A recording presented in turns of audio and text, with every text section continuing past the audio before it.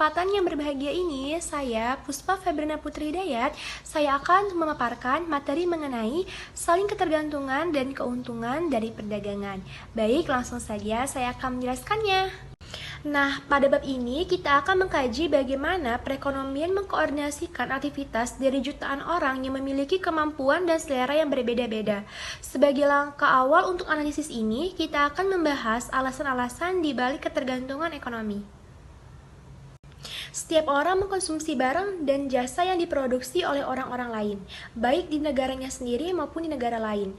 Ketergantungan dan perbedaan diinginkan karena keduanya memungkinkan setiap orang untuk menikmati barang dan jasa dengan lebih banyak dan lebih beragam. Jadi, kenapa kita sebagai manusia saling bergantung? Karena manusia adalah makhluk sosial yang selalu bergantung dengan manusia lainnya. Manusia tidak bisa hidup sendiri. Nah, dengan adanya ketergantungan ini, maka bisa mengatasi masalah kelangkaan. Bayangkan saja, hari-hari kita biasanya seperti bangun pagi yang menggunakan jam alarm yang dibuat di Korea, membuat jus jeruk yang jeruk tersebut ditanam di Florida, atau membuat kopi yang ditanam di Brazil. Pakaian yang kita selama ini pakai, bahan katunnya ditanam di Georgia, kemudian dijahit di pabrik Thailand. Kita melihat siaran berita yang dipancarkan dari New York ke televisi kita, yang televisi kita dibuat dari Jepang, dan masih banyak lagi. Sebagian dari yang kita nikmati tersebut dibuat dari berbagai negara, bukan di negara kita saja, sehingga hal tersebut menimbulkan saling ketergantungan dengan mereka, dan mereka juga akan mendapatkan imbalan ataupun balasan, sehingga menimbulkan hubungan simbiosis mutualisme, yaitu hubungan yang saling menguntungkan. Sebuah perumpamaan untuk perekonomian modern. Bayangkan di dunia ini hanya ada dua barang, yaitu kentang dan daging, dan hanya ada dua orang, yaitu seorang petani kentang dan peternak sapi.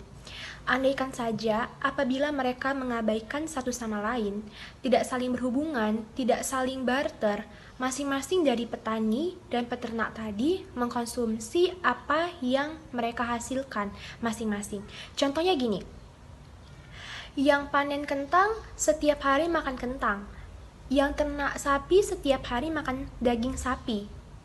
Tentu pasti mereka sangat bosan, bukan? Tiap hari itu mulu. Pasti akan ingin yang beragam dan bervariasi, sehingga harus saling barter atau saling ketergantungan antara satu dengan yang lain.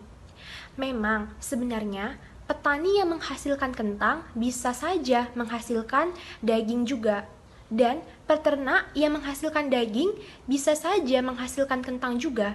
Tetapi masing-masing dari petani dan peternak itu akan lebih baik dan lebih bagus cara ekonominya jika mereka spesialisasi memproduksi produk mereka masing-masing dan kemudian melakukan perdagangan satu dengan yang lainnya. Petani menghasilkan kentang yang baik karena dia tahu cara menanam kentang dan kapan dia akan memanennya. Peternak menghasilkan daging karena dia tahu cara menggemukkan sapi tanpa membuat sakit. Nah, itu adalah spesialisasi atau keterampilan atau ahli atau skill masing-masing, sehingga pasti tetap dibutuhkan yang namanya barter ataupun saling bergantung satu sama lainnya. Nah, jadi kesimpulannya, tanpa perdagangan, keuntungan ekonomi akan berkurang. Contohnya, peternak dan petani tadi. Jika si peternak dan petani tidak melakukan barter, maka keuntungan ekonomi akan berkurang. Maksudnya bukan berkurang secara uang, tetapi kesejahteraan hidup. Sejahtera bukan berarti memiliki uang yang banyak, tetapi hidupnya enak dan nyaman. Nah, jadi apa kita mau cuma makan kentang dan daging saja setiap hari? Tentu saja tidak, kan? Dan juga tidak akan sejahtera kalau hanya mengkonsumsi itu-itu saja tanpa bergantung dengan produk lain. Demikianlah penjelasan materi dari saya. Apabila saya ada banyak kesalahan, mohon dimaafkan. Selamat pagi semuanya.